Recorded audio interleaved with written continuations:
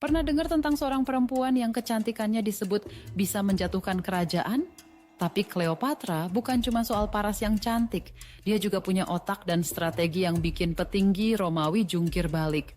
Nah, gimana ceritanya kok seorang ratu Mesir bisa bikin dua pria paling berkuasa di Romawi saling bermusuhan?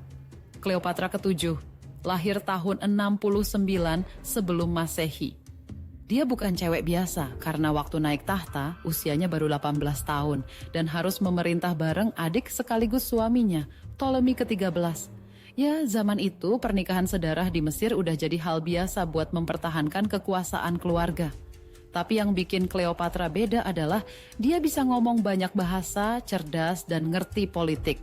Nggak heran waktu dia terusir dari takhta oleh kelompok pendukung adiknya, dia langsung nyari aliansi.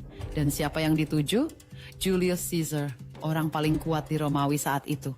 Cerita mulai panas waktu Cleopatra diam-diam masuk ke istana Caesar, dibungkus karpet. Beneran, dia dikirim masuk ke kamar Caesar dalam gulungan karpet sebagai kejutan. Caesar terpukau, bukan cuma karena kecantikannya, tapi juga cara mainnya yang nekat.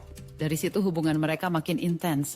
Caesar bantu Cleopatra ngerebut lagi takhtanya, bahkan punya anak bareng yang namanya Caesarion. Tapi itu bikin elit Romawi ketar-ketir. Soalnya mereka takut Caesar bakal pindah ke Mesir dan ninggalin Republik Romawi. Setelah Caesar dibunuh tahun 44 sebelum Masehi, Cleopatra nggak kehabisan akal. Kali ini dia deket sama Mark Antony, jenderal Romawi yang ambisius.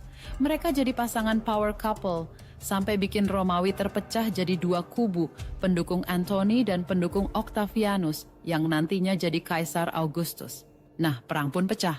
Di pertempuran Actium, armada Cleopatra dan Antony kalah telak. Keduanya kabur ke Mesir. Saat sadar kalah total, Antony bunuh diri.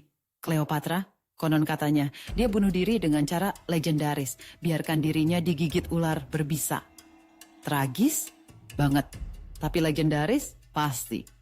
Dan sejak saat itu Mesir resmi jadi provinsi Romawi.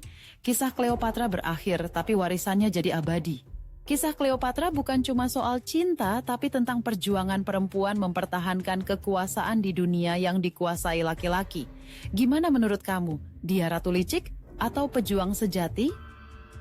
Kalau kamu suka cerita sejarah yang penuh intrik dan twist, jangan lupa like, komentar pendapatmu di bawah, dan subscribe biar nggak ketinggalan kisah sejarah menarik lainnya.